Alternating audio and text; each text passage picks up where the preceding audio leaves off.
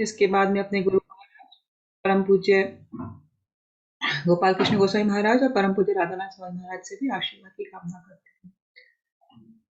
तो आप जिसको पता ही है कि हम लोग अध्याय 10 पर हैं, है ना? इसका शीर्षक क्या है, कोई बता सकता है? श्री भगवान का ऐश्वर्य। श्री भगवान का ऐश्वर्य, है ना? विभूति योग भी बोलते हैं। और 11वीं चैप्टर का है विराट रूप और 12वीं का है भक्ति योग। श्री भगवान का ऐश्वर्य। इस चैप्टर को हमने 4 पार्ट्स में डिवाइड किया था। 1 to 7 क्या देखा था हमने कि कृष्ण दुर्बोध है और सभी के स्रोत है। आप में से कोई बताना चाहेगा पिछली बार हमने क्या पढ़ा था? थोड़ा सा रिवाइज करवाएंगे।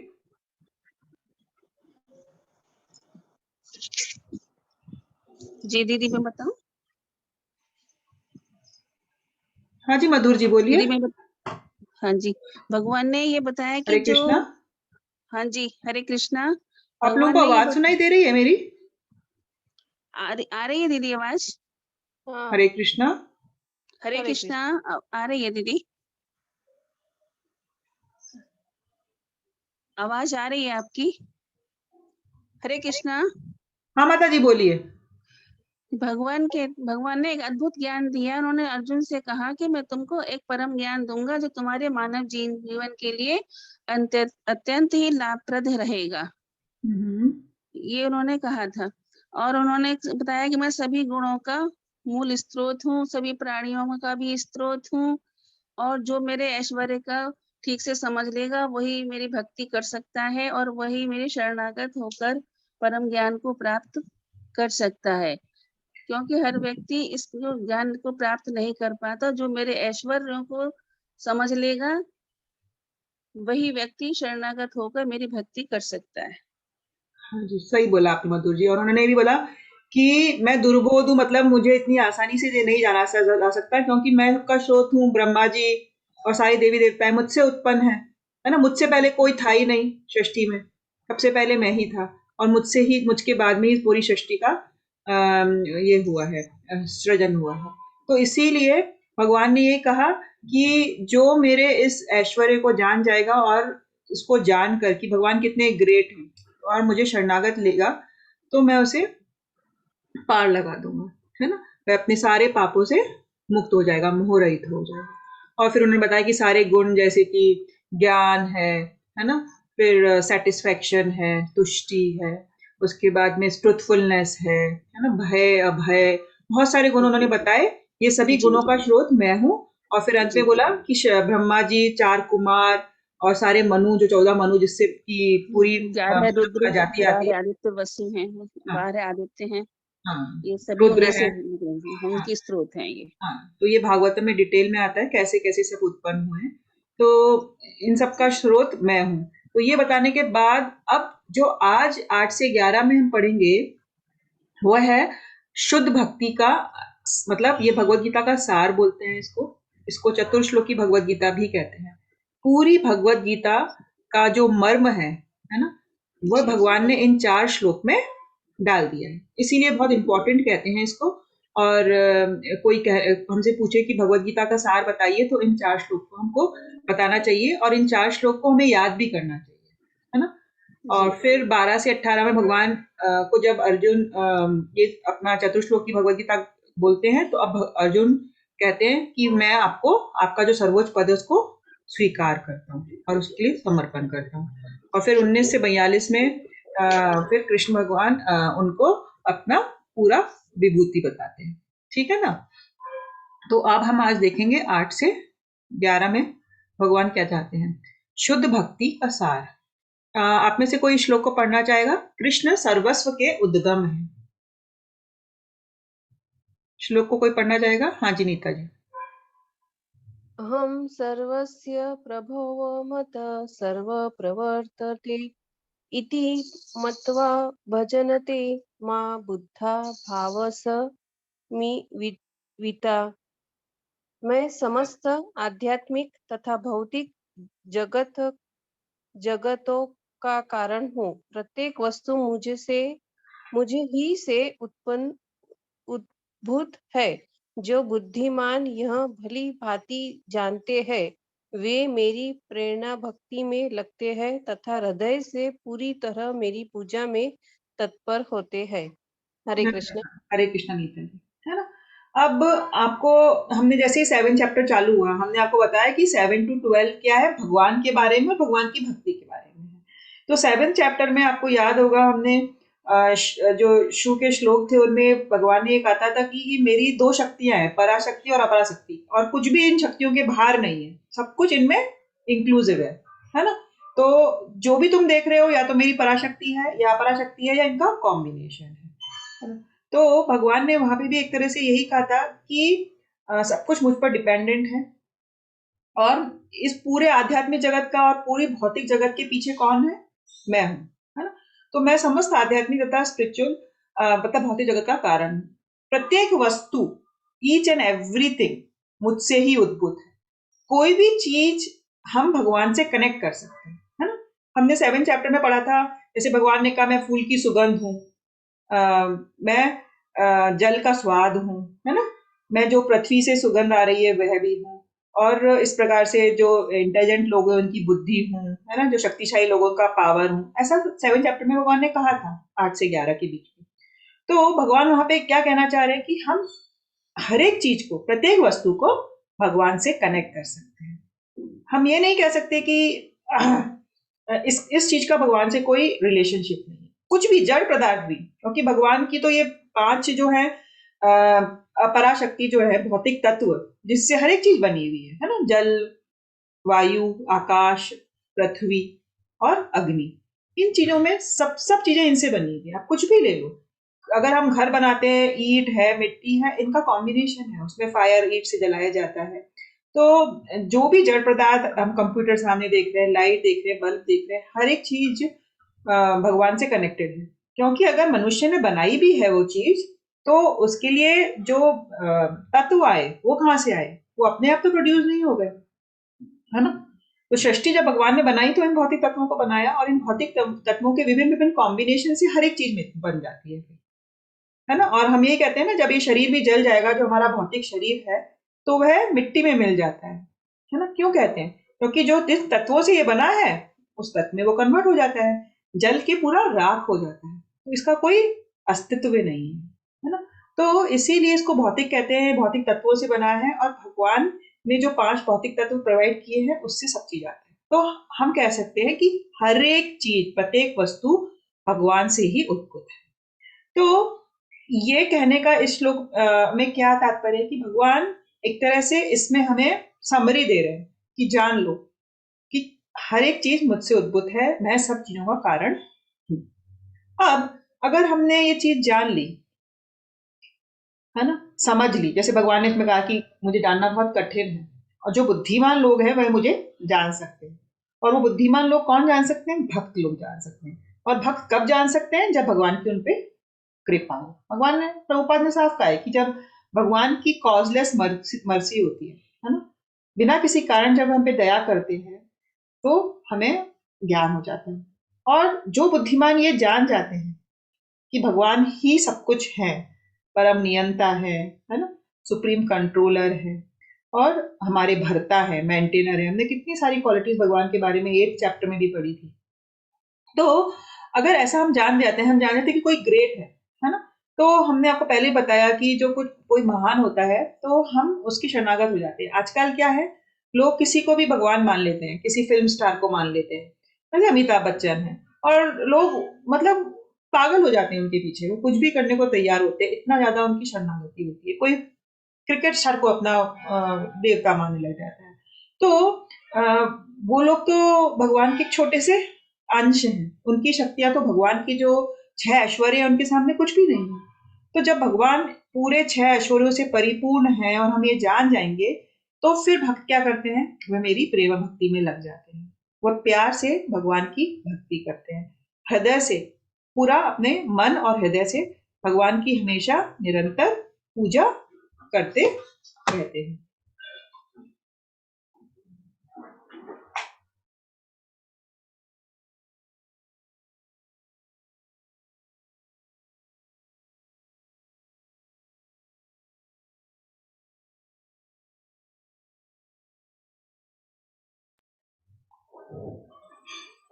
है ना। तो प्रेम भक्ति के हमने आपको वैसे ही बताया था कि नव विधा भक्ति होती है, 9 प्रोसेसेस हैं भक्ति के, है ना। श्रवणम, कीर्तनम, विष्णु स्मरणम, पाद सेवनम, अर्चनम, वंदनम, दास्यम, साख्यम, आत्मनिवेदनम, यही प्रेम भक्ति है। जब हम ये सब करते हैं तो हम भगवान की भक्ति कर रहे हैं। भगवान यही कह रहे हैं कि अगर तुम ये जान जाओगे मेरे ऐश्वर्यों के बारे में, मेरे बारे में, तो तुम हृदय से मेरी हमेशा पूजा करोगे। ठीक है। तो इसके और भी उदाहरण हमने आपको बताए, जैसे कि 7.6 मैंने आपको एग्जाम्पल दिया, 7 चैप्टर में था ना। 7 चैप्टर में भगवान क्या कह रहे थे? सारे प्राणियों का उद्गम इन दोनों शक्तियों में। कौन सी दोनों शक्तियों में? पराशक्ति, अपराशक्ति। इस जगत में जो कुछ भी भौतिक तथा आध्यात्मिक है उसकी उत्पत्ति तथा प्रलय मुझे ही जानो। वह अगर प्रोड्यूस हो रहा है या डिस्ट्रॉय हो रहा है, उत्पन्न हो रहा है या प्रलय हो रहा है, एवरीथिंग भगवान के वजह से हो रही है। तो कृष्ण निर्माता भी है, संहारक भी है, और सब कुछ हम इस आध्यात्मिक और भौतिक शक्ति से रिलेट कर सकते हैं। उसके बाद भगवान ने 7.7 में क्या कहा था? मत परंतरम नान्यत् किंचित अस्ति धनंजय मयि सर्वमिदं प्रोतम सूत्रे मणिगणाइव। मुझसे श्रेष्ठ कोई भी सत्य नहीं है। जिस प्रकार मोती धागे में गुंदे रहते हैं, उसी प्रकार सब कुछ, एवरीथिंग, प्रत्येक वस्तु मुझ पर ही आश्रित है ना। भगवान बेसिस है हर चीज का आधार है। ये हमने 7 चैप्टर में भी किया था, और भगवान इसी का समरी दे रहे हैं, क्योंकि ये समरी है भगवत गीता की, तो इसलिए इसे वापस बता रहे हैं। और हमने आपको पहले भी ये श्लोक बताया है कि ब्रह्मा जी जब प्रेयर्स करते हैं ब्रह्म संहिता में, है ना, प्रार्थनाएं करते हैं, तो भगवान श्री कृष्ण के लिए क्या कहते हैं? ईश्वर परमः कृष्ण, कृष्ण ही परम कृष्ण है, सच्चिदानंद विग्रह है, और उनका जो विग्रह है वो सच्चित और आनंद चित है और आनंद में है। अनादिरादिर गोविंदे सर्व कारण कारणम। अनु सच्चिदानंद विग्रह श्री गोविंद कृष्ण ही परमेश्वर है, वे अनादि है। अनादि मतलब उनका कोई बिगनिंग नहीं है, सबके आदि हैं और समस्त कारणों के कारण हैं। तो ब्रह्मा जी भी इसकी पुष्टि करते हैं कि भगवान ही समस्त कारणों के कारण है। और जब भागवतम पढ़ेंगे तो भागवतम में रुद्र गीता आती है, जिसमें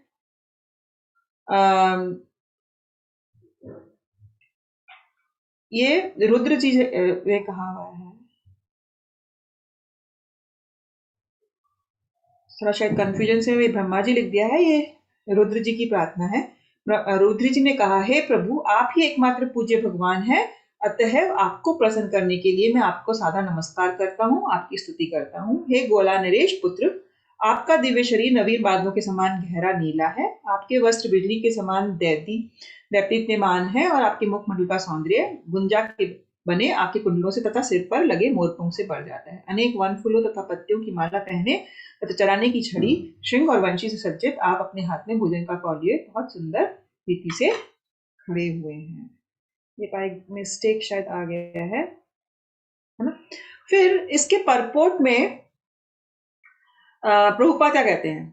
प्रभुपाद बहुत सारे उपनिषदों की एग्जाम्पल्स देते हैं। जब आप इसका तात्पर्य पढ़ेंगे तो भगवान मतलब प्रभुपाद ने उसमें नारायण उपनिषद और मोक्ष खंड और वेरियस अदर उपनिषद और ये वराह पुराणों और उपनिषदों की उपमा दी है, और उनमें बताया गया है कि कैसे वहां पर सब जगह ये बताया गया है कि हर किसी के स्रोत कौन है? नारायण है ना। तो वराह पुराण में क्या कहा गया है? एक एग्जाम्पल हमने यहाँ पे डाला है, नारायण परो देवस्त तपम अजात शित चतुर्मुख तस्मात् रुद्र भवदेव स सर्वज्ञताम गतः। नारायण भगवान है जिनसे ब्रह्मा उत्पन्न हुए और फिर ब्रह्मा से शिव उत्पन्न हुए। और जब हम भागवतम में पढ़ेंगे तो भागवतम में पूरा डिटेल है कि कैसे नारायण से ब्रह्मा जी, हमें पता ही है ना, नारायण की नाभि से जो कमल का फूल निकलता है, उस कमल के फूल पे ब्रह्मा जी उत्पन्न होते हैं, और फिर ब्रह्मा जी को क्रिएट करने की जो बुद्धि है वो अंदर से कृष्ण उनको देते हैं, और उसके बाद ब्रह्मा जी पूरी सृष्टि की उत्पत्ति करते हैं। ब्रह्मा जी से शिव, ब्रह्मा जी से ये 4 नारद, 4 कुमार नारद सब आते हैं, और फिर 14 मनु आते हैं, और फिर 14 मनु पूरी मानव जाति की सृष्टि करते हैं। तो इस प्रकार पूरा डिटेल एक्सप्लेनेशन है कैसे नारायण जो कि कृष्ण के एक्सपेंशन है, उनसे हर चीज की उत्पत्ति हो रही है। तो अहम सर्वस्य प्रभवो अत्त सर्वम प्रवर्तते, है ना। और प्रपोर्ट में प्रभुपाद ये कुछ कह रहे हैं, आप में से कोई पढ़ना चाहेगा इसे? हरे कृष्णा माता जी। हाँ जी, पढ़िए सुनील जी। कृष्ण समस्त उपस्थितियों के स्तोत्र हैं और वे सर कारण कहलाते हैं। वह स्वयं कहते हैं, क्योंकि सारी वस्तुएं मुझसे उत्पन्न है, अतः मैं सबका मूल कारण हूँ। सारी वस्तुएं मेरे अधीन हैं, मेरे ऊपर कोई भी नहीं है। कृष्ण से बढ़कर कोई परम नित्यांत नहीं है। जो व्यक्ति प्रामाणिक गुरु से या वैदिक साहित्य से इस प्रकार कृष्ण को जान लेता है, वह अपनी सारी शक्ति कृष्ण भावनामृत में लगाता है और सचमुच विद्वान पुरुष बन जाता है। हरे कृष्णा। हरे कृष्ण, धन्यवाद सुनील जी। ठीक है ना। तो प्रभुपाद ने अपने तात्पर्य में लास्ट पैराग्राफ में दिया है कि भगवान सवर कारण कहलाते हैं, और भगवान खुद ही कहते हैं कि सारी वस्तुएं मुझसे उत्पन्न है, मैं सभी का मूल कारण हूँ, सारी वस्तुएं मेरे अधीन है, मेरे ऊपर कुछ भी नहीं है। कृष्ण से बढ़कर कोई भी परम नियंता नहीं है, the supreme controller, supreme maintainer है ना। और जो व्यक्ति किसी प्रामाणिक गुरु से या वैदिक साहित्य मतलब भागवतम भगवत गीता से, जब हम भागवतम और भगवत गीता पढ़ते हैं तो हम कृष्ण को इस प्रकार जान लेते हैं, कृष्ण के बारे में, है ना। फिर हमें भगवत गीता से ये ज्ञान हो जाता है कि देवी देवताएं सब भगवान के गवर्नमेंट के मिनिस्टर्स हैं, और भगवान प्राइम मिनिस्टर है, प्रेसिडेंट है ना। तो अगर हम डायरेक्ट भगवान की सेवा करेंगे तो ऑटोमेटिकली सब सेटिस्फाई हो जाएंगे। तो इस प्रकार जब हम साहित्यों से कृष्ण को जान लेते हैं तो हमारी सारी शक्ति हम किस में लगाते हैं? कृष्णा भावनामृत में, कृष्णा कॉन्शियसनेस में, भक्ति में, है ना। और जब हम इस प्रकार भक्ति करते हैं तो हम सचमुच विद्वान पुरुष बन जाते हैं। फिर हम मूर्ख नहीं रहते, क्योंकि मूर्ख लोग क्या सोचते हैं कि भगवान एक साधारण मनुष्य है। जब वो इस पृथ्वी पर आते हैं और साधारण लीलाएं करते हैं तो मूर्ख लोग जैसे दुर्योधन है ना, कंस है ना, शिशुपाल है, वह भगवान को एक साधारण मनुष्य मान लेते हैं, है ना। और वह ये समझने लगते हैं कि भगवान भी इस भौतिक प्रकृति के अंतर्गत आते हैं। वह ये नहीं जानते कि भगवान दिव्य है और वह इस भौतिक प्रकृति के अधीन नहीं है। लेकिन एक विद्वान पुरुष, एक भक्त यह समझ जाता है। तो यह है पहला श्लोक है चतुर्श्लोकी भगवद गीता का। इसके बाद अभी 10.9 होता है ना।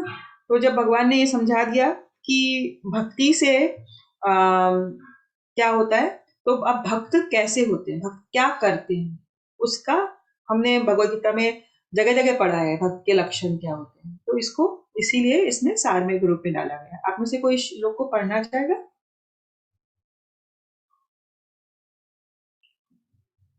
लवलीन जी, आप पढ़ेंगी?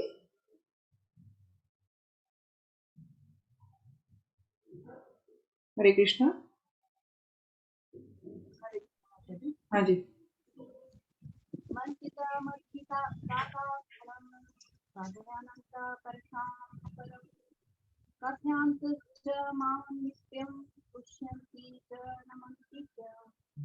मेरे शुद्ध भक्तों के विचार मुझसे माता जी आवाज नहीं आ रही। आप अपना वॉल्यूम तेज करिए माता जी, लवलीन जी। मेरे शुद्ध भक्तों के विचार मुझ में वास करते हैं, उनके जीवन मेरी सेवा में अर्पित रहते हैं और वह एक दूसरे को ज्ञान प्रदान करते हैं तथा मेरे विषय में बातें करते हुए परम संतोष तथा आनंद का अनुभव करते हैं। हरे कृष्ण। हरे कृष्ण।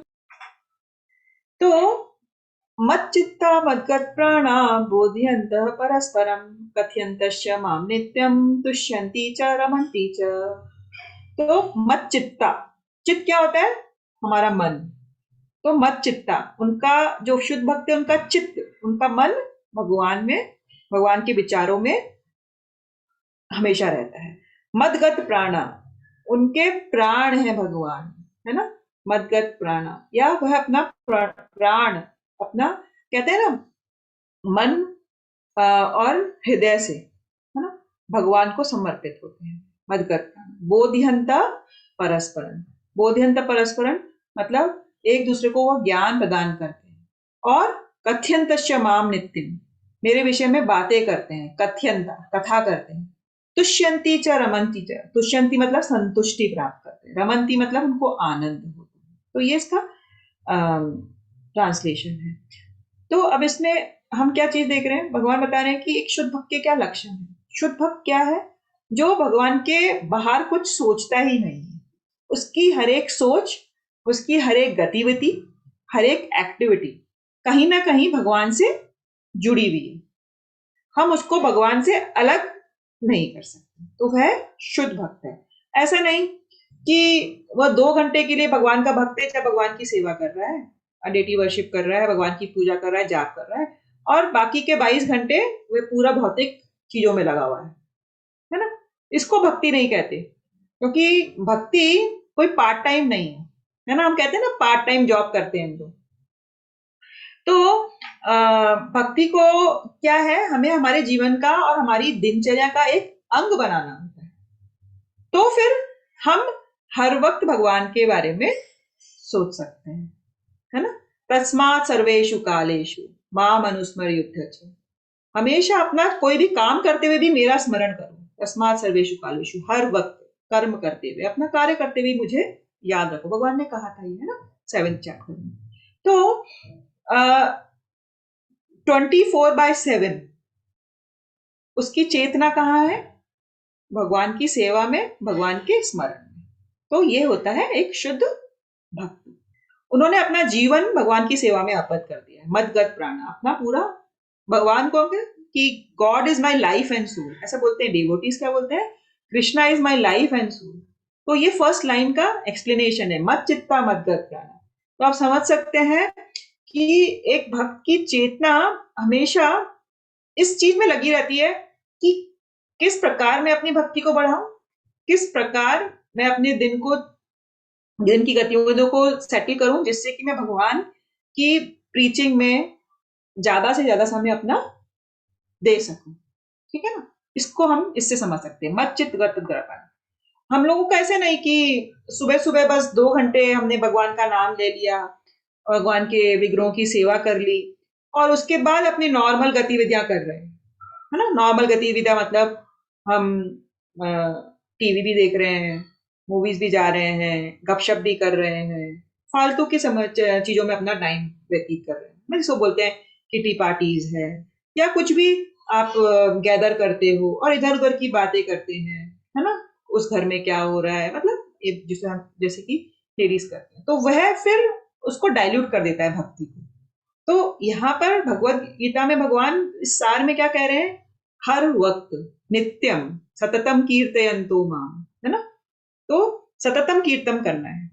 अब और इसीलिए डिवोटीज क्या करते हैं? डिवोटीज ग्रुप में मिलते हैं और एक दूसरे को अपनी जो उन्होंने ज्ञान प्रदान किया है उसको बांटते हैं। जैसे कि अभी हम लोग कर रहे हैं, भगवत गीता पढ़ रहे हैं, तो भगवत गीता में क्या है, थोड़ा ज्ञान मुझे है, थोड़ा आपको है, हम लोग सब मिलके पढ़ रहे हैं। ऐसे ही डिवोटीज अभी तो ऑनलाइन मिल रहे हैं, लेकिन ऑफलाइन भी मिलते हैं। तो क्यों प्रोग्राम्स कंडक्ट होते हैं, घर में प्रोग्राम्स होते हैं, घर में हम भक्तों को बुलाते हैं, 15-20 भक्त आते हैं, फिर हम लोग सर्किल में बैठते हैं, फिर हम डिस्कस करते हैं कोई भी टॉपिक को, है ना। तो डिस्कशन करते हैं, आपस में मिलने से हम अपने रियलाइजेशन शेयर करते हैं कि हमें क्या एक्सपीरियंस हुआ भक्ति करने से, या हमारी जो फॉल्ट्स हैं, हमारे में क्या कमियां हैं, हम एक दूसरे से डिस्कस करते हैं। तो जो दूसरा भक्त है वो हमें हमारी भक्ति बढ़ाने के लिए हमें उपाय दे सकते हैं, है ना, हमारी कमियों को दूर करने के लिए हमें समझा सकते हैं। तो इस प्रकार से भक्त लोग परस्पर मिलते हैं, है ना। और मिलने के बाद समय वो क्या करते हैं? कोई फालतू की बात नहीं करते, वह भगवान के गुण लीलाओं का वर्णन करते हैं आपस में, है ना। उनके पास टाइम्स सुनते हैं, भगवत गीता का डिस्कशन करते हैं, भागवतम पढ़ते हैं साथ में, चैतन्य चरितमृत पढ़ते हैं। तो वह शास्त्र पढ़ते हैं और फिर एक दूसरे से डिस्कस करते हैं और भगवान के विषय में ही बातचीत करते हैं, है ना। मिलकर आरती करना, जप करना। कई बार हम लोग जब ग्रुप में इकट्ठे होते हैं तो चैंटिंग करते हैं, फिर उसके बाद कोई लेक्चर होता है और फिर आपस में सब लोग डिस्कस करते हैं कि किसने क्या सोचा, उसका क्या रियलाइजेशन है। तो यही भक्ति है एक्चुअली। तो ये शुद्ध भक्ति लक्षण है कि वह हमेशा एक दूसरे के साथ आता भी है, संग करता है, और संग से क्या होता है? भक्ति और अधिक हमारी बढ़ती जाती है। तो भक्ति अकेले नहीं की जा सकती, अकेले हम कमजोर हो सकते हैं, लेकिन अगर हम टाइम टू टाइम भक्तों के साथ मिले, है ना, या तो भक्तों को हम हमारे घर में बुलाते हैं प्रसाद के लिए, फिर आदान प्रदान होता है। और ऐसा कहा जाता है, रूप गोस्वामी कहते हैं कि भक्तों के बीच बहुत बड़ा ही प्रेम का आदान प्रदान होना चाहिए। हमें भक्तों से गिफ्ट लेने चाहिए और भक्तों को गिफ्ट देने भी चाहिए। फिर प्रसाद के लिए मतलब आमंत्रित करना चाहिए। फिर उसके बाद में हमें भी दूसरों के घर जाना चाहिए। और फिर मंदिर में कार्यक्रम होता है, मंदिर में भी जब हम मिलते हैं तो हमें रेगुलरली जाना चाहिए। तो इससे क्या होता है कि हमें संग मिलता है, और संग से स्ट्रेंथ आती है, ताकत आती है भक्ति में कंटिन्यू करने की।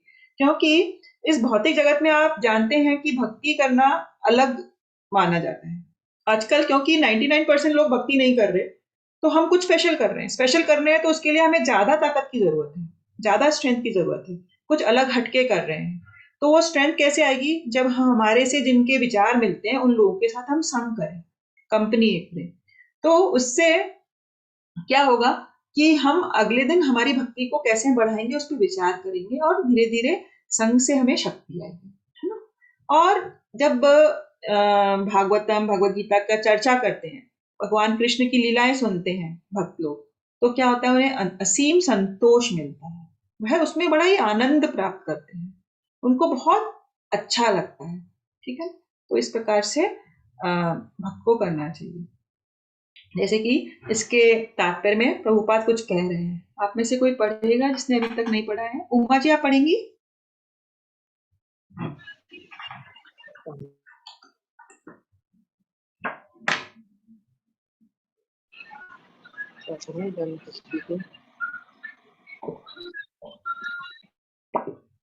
हरे कृष्णा। हाँ मैं पढ़ूंगी। हाँ जी पढ़िए। हेलो। हेलो, हाँ जी पढ़िए। हाँ मैं पढ़ रही हूँ।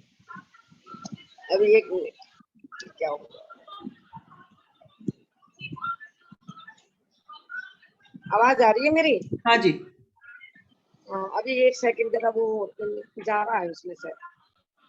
हाँ, श्रीमद् भागवत में भी भगवान तथा उनके भक्तों के संबंध के विषय में ऐसी अनेक कथाएं हैं, इसलिए श्रीमद् भागवत भक्तों को अत्यंत प्रिय है। श्रीमद् भागवत ही एकमात्र ऐसी कथा है जिसमें भगवान तथा उनके भक्तों की दिव्य प्रकृति का पूर्ण वर्णन मिलता है। फलतः कृष्ण भावनामृत जीव ऐसे दिव्य साहित्य के श्रवण में दिव्य रुचि दिखाते हैं, जिस प्रकार तरुण तथा तरुणी को परस्पर मिलने में आनंद प्राप्त होता है। हरे कृष्णा। हरे कृष्ण, धन्यवाद।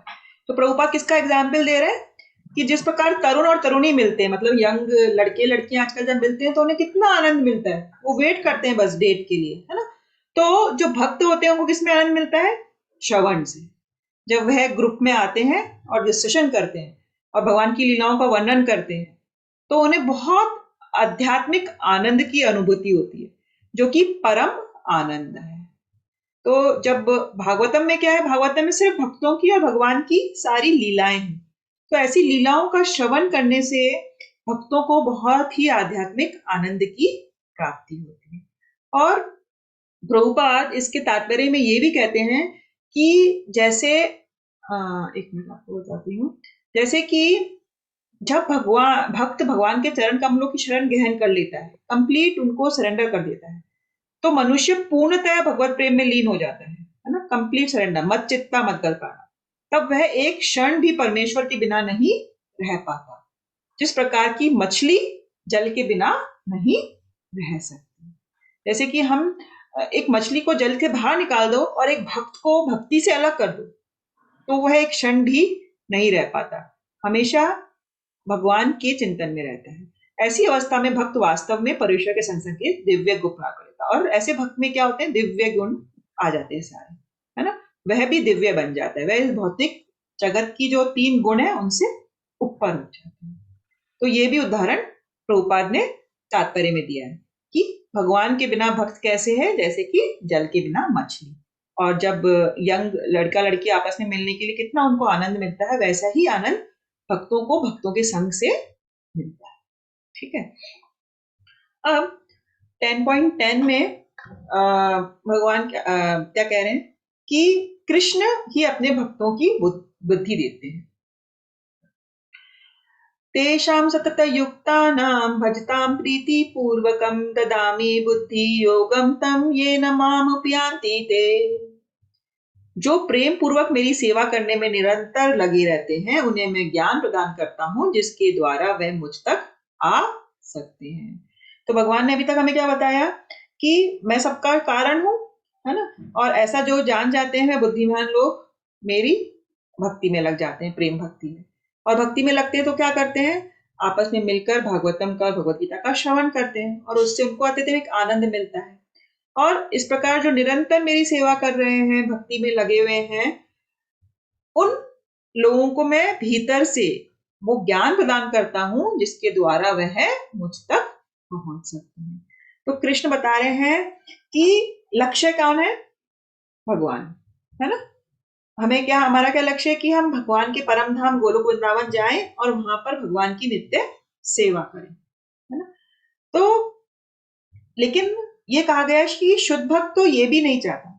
शुद्ध भक्त चाहता है कि मैं कहीं पर भी रहूं, चाहे मैं पाताल लोक में रहूं, नरक में रहूं, चाहे मैं धरती पर रहूं, लेकिन मैं कृष्ण की सेवा करता हूं। जब कृष्ण भगवान की खुद की कृपा होगी तो भगवान चाहेंगे तो मुझे ले जाएंगे गोलोक वृंदावन, लेकिन मुझसे मेरी सेवा नहीं छीनी। भक्त की ये कामना होती है। भगवान कह रहे हैं कि जब भक्त इस प्रकार भक्ति करते हैं और हमेशा श्रवण कीर्तन में लगे रहते हैं तो मैं उन्हें भीतर से ऐसा ज्ञान देता हूँ, उन्हें कृष्णा भावना में लेके आता हूँ, भक्ति देता हूँ जिसके द्वारा वह आसानी तक मुझ तक पहुंच जाते हैं। हमने आपको पता, पहले जब ये कर्म योग ज्ञान योग पढ़ा था हमने, तो हमने आपको बताया था कि अगर किसी का लक्ष्य कृष्ण है, कोई जान जाता है कि लक्ष्य कृष्ण है, लेकिन अभी भी अगर वह कर्म फलों के बंधन में बंधा हुआ है तो हम उसको कहते हैं कर्म योगी। और जब कभी कोई जान जाता है कि कृष्ण लक्ष्य है लेकिन वह अभी भी मानसिक चिंतन कर रहा है, अपने ज्ञान के पल पर कुछ प्रयास कर रहा है, तो उसको बोलते हैं हम ज्ञान योगी। और जो जान जाता है कि कृष्ण ही परमेश्वर है, परमात्मा है, लेकिन वह अभी ध्यान के माध्यम से भगवान को प्राप्त करना चाहते हैं, तो उसको हम ध्यान योगी कहते हैं। लेकिन जो भक्ति योगी है, जो भक्ति में लगा हुआ है, भगवान स्वयं, क्योंकि परमात्मा के रूप में उसके हृदय में है, तो वह स्वयं उसे ऐसी बुद्धि देते हैं जिसके द्वारा वह आसानी से भगवान तक पहुंच जाते हैं, है ना। तो भगवान इसमें क्या कह रहे हैं कि भक्त अगर भक्ति में लगा हुआ है और वह विद्वान भी नहीं है, बहुत पढ़ा लिखा नहीं है, ठीक है, और वह कोई दार्शनिक नहीं है, जैसे कहते हैं ना फिलोसफर बड़ा बड़ा, और वो उसने बहुत वैदिक साहित्य पढ़े हैं, वेद पढ़े हैं, है ना। तो ऐसा कोई नहीं है वेदों का ज्ञाता, एक सिंपल साधारण भक्त है, लेकिन उसमें प्रेम भक्ति है। पत्रम पुष्पम फलम यो तोयम, उसे पता है कि भगवान को पत्र पुष्पम फलम तोयम मुझे अर्पण करने हैं और सब कुछ हो जाएगा। तो ऐसा सिंपल साधारण भक्त, उसे भगवान अंदर से पूरा ज्ञान दे देते हैं, वेदों का ज्ञान, क्योंकि उनको वेदों का सार भगवद गीता में भगवान बता रहे हैं ना, वेदों का सार कौन है, भगवान। तो जिसने ये जान लिया कि भगवान ही सब कुछ है, उसे उससे बड़ा कोई ज्ञान और मिलने के लिए बाकी ही नहीं रह जाता, है ना। तो भगवान कह रहे हैं कि एक शुद्ध भक्ति जो कि प्रेम पूर्वक की जाती है, तो उसमें आप चाहे किसी भी कुल के हो, आप विद्वान हो, गरीब हो, अमीर हो, आप पढ़े लिखे नहीं हो, भक्त भगवान ये चीज नहीं देखते, है ना। उदाहरण के तौर पे आपको एक दो स्टोरीज हैं, है ना। एक तो ये स्टोरी है कि एक गरीब ब्राह्मण था लेकिन जो पढ़ा लिखा नहीं था, है ना। और वह श्री रंगम में बाहर बैठ के जो भी लोग भिक्षा में कुछ दे जाते थे उसी से अपना पालन पोषण करता था। और उसको उनको उसके अपने गुरु ने उनको कहा था कि तुम भगवत गीता का पाठ रोज करा करो बस। तो उसने बस ये आदेश अपने सिर पर ले लिया, वो पढ़ा लिखा तो था नहीं, तो उसने सोचा मैं पढ़ूंगा कैसे। तो वह ना तो श्लोक पढ़ पाता था, कुछ नहीं पढ़ पाता था, लेकिन भगवत गीता उसके पास थी। और वह उसके पहले पृष्ठ को, जो उसका कवर पेज है, उसको देख के रोता रहता था।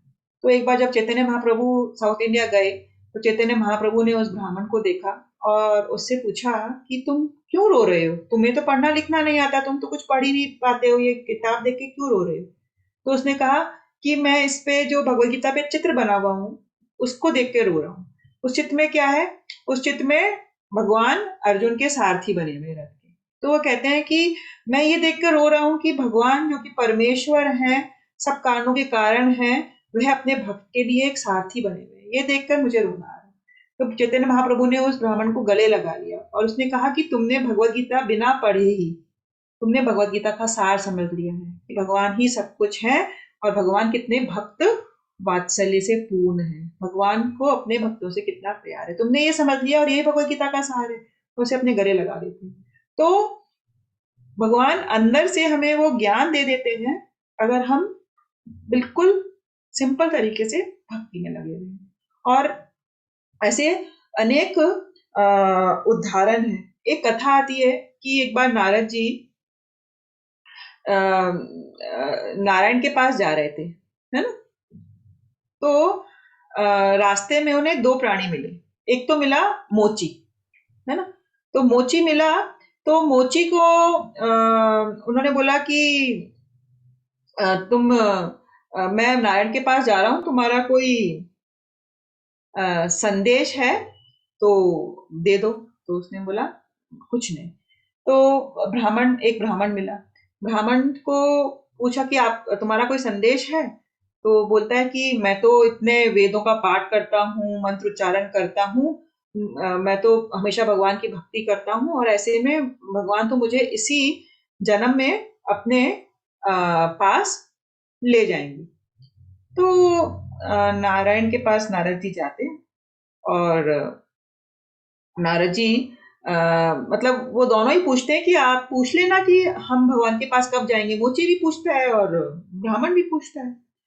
तो ब्राह्मण को तो अपने ऊपर घमंड होता है कि मैं तो वेदों का पाठ कर रहा हूँ, मुझे तो इसी लाइफ में भगवान के पास जाने का मौका मिल जाएगा। तो नारद जी भगवान के पास जाते हैं और भगवान से कहते हैं कि ऐसे ऐसे इन दोनों को ये पता करना है कि भगवान के पास कब आएंगे, आपके धाम कब आएंगे। तो ना भगवान कहते हैं कि मोचियो कह देना, तो वो तो इसी जन्म में मेरे पास आ जाएगा। और ब्राह्मण को तो बहुत वर्ष लग जाएंगे, अभी बहुत मतलब लाइफ्स लग जाएंगी, है ना, लाइफ टाइम्स लग जाएंगे, वो तो आ नहीं पाएगा। तो नारद जी बड़े कंफ्यूज होते हैं कि ऐसा क्यों कह रहे हैं भगवान। तो भगवान कहते हैं कि मैं कैसे, आप ऐसा क्यों कह रहे हो। तो नारद जी को भगवान कहते हैं कि अच्छा तुम जाना और जब वे पूछे कि भगवान क्या कर रहे थे जब तुम मिले, तो तुम बताना कि मैं है ना एक सुई की नोक में से हाथी निकाल रहा था। तो नारद जी कहते हैं कि ठीक है। अब नारद जी जब लौट के आते हैं तो वह ब्राह्मण को कहते हैं कि मतलब ब्राह्मण जब पूछते हैं कि भगवान क्या कह रहे थे अगर आप भगवान से मिलके आए हो, मैं उनके पास आऊंगा या नहीं आऊंगा इसी जन्म में। तो वह कहते हैं अच्छा मेरे एक प्रश्न का उत्तर दो कि भगवान उस वक्त जब मैं गया तो सुई की नोक से हाथी को निकाल रहे थे। तो ब्राह्मण एकदम से कंफ्यूज, ऐसे कैसे हो सकता है, तुम तो भगवान से मिले ही नहीं हो, झूठ बोल रहे हो। तो नारद जी को समझ में आ जाता है कि इसको भगवान के ऊपर श्रद्धा नहीं है, भगवान के ऊपर फेथ नहीं है। इसने बहुत वेदों का पाठ कर लिया लेकिन जो वेदों का सार है इसको अभी तक समझ में नहीं आया, इसीलिए भगवान ने कहा है कि इसको बहुत जन्म लग जाएंगे। यही लेके वे मोची के पास जाता है। मोची को कहते हैं कि मोची पूछता क्या कर रहे थे भगवान, तो बोले उन्होंने क्या जवाब दिया, मैं कब उनके पास आऊंगा। तो राजी बोले कि भगवान एक तो हाथ सुई की नोक से हाथी को निकाल रहे थे और तुम इसी मतलब फिर वो उसको तो मोची बोलता है कि हाँ हाँ भगवान तो कुछ भी कर सकते हैं, भगवान के लिए कुछ भी इम्पॉसिबल नहीं है, वो तो परमेश्वर है, सब कुछ उन्हीं से आया है। तो फिर नारद जी कहते हैं तुम इसी जन्म में भगवान के पास चले जाओगे क्योंकि तुम्हें भगवान में श्रद्धा है, भगवान के ऊपर तुम्हारा फेथ है। तो उस मोची ने ना वेद पढ़े थे ना साहित्य पढ़े थे, लेकिन वह भगवान में अत्यंत श्रद्धा रखता था। तो इसीलिए हम देखते हैं कि भगवान अंदर से हमें वो ज्ञान दे देते हैं जिसके द्वारा हम भगवान तक आसानी से पहुंच सकते हैं। कृष्ण ही अपने भक्तों को बुद्धि देते हैं। तो इम्पोर्टेंट क्या है, भक्ति करना, है ना। हमें ऑटोमेटिकली वे सब नॉलेज मिल जाएगी जिससे हम इजीली भगवान के पास वापस जा सकते हैं।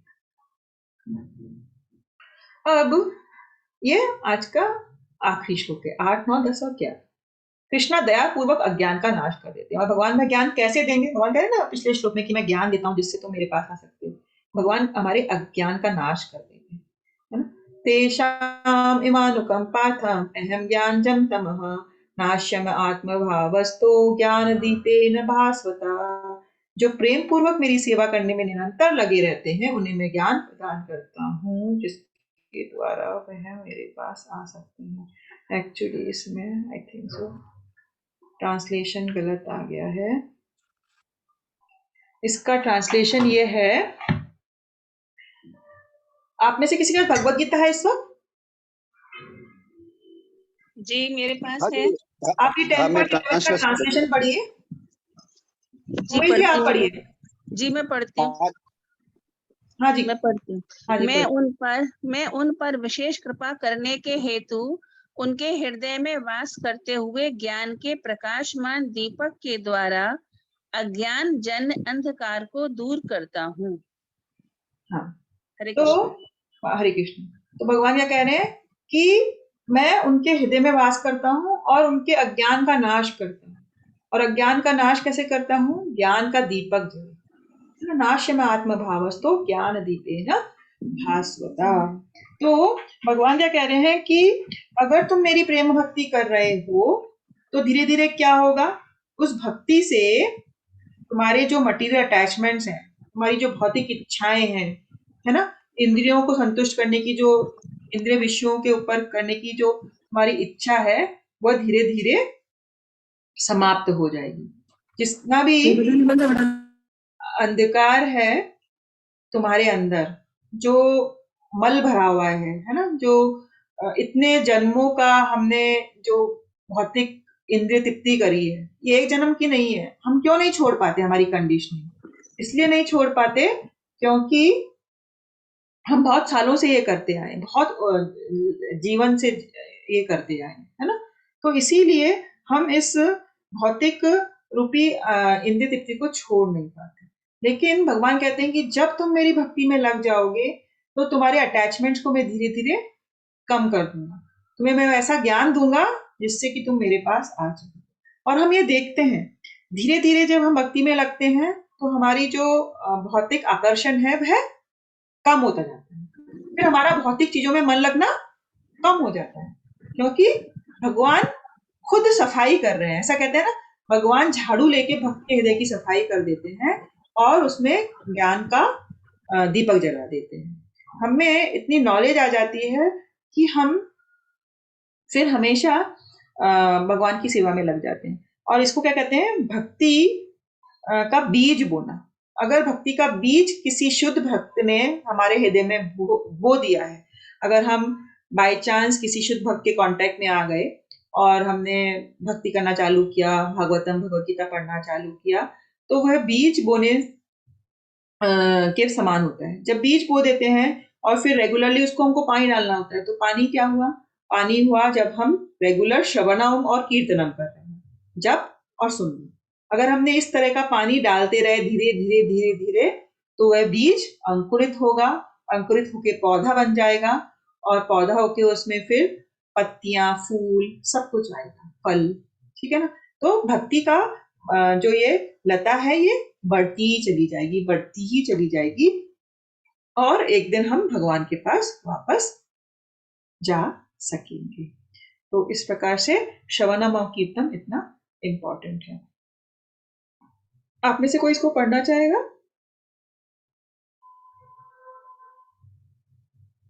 हरे कृष्ण माता जी, मेरा मानना पढ़ने हाँ जी, पढ़िए। जो लोग शुद्ध भक्ति में रत हैं, भले ही वे पर्याप्त शिक्षित ना हो तथा वैदिक नियमों से पूर्णतः अवगत ना हो, किंतु भगवान उनकी सहायता करते ही हैं, जैसा कि इस श्लोक में बताया गया है।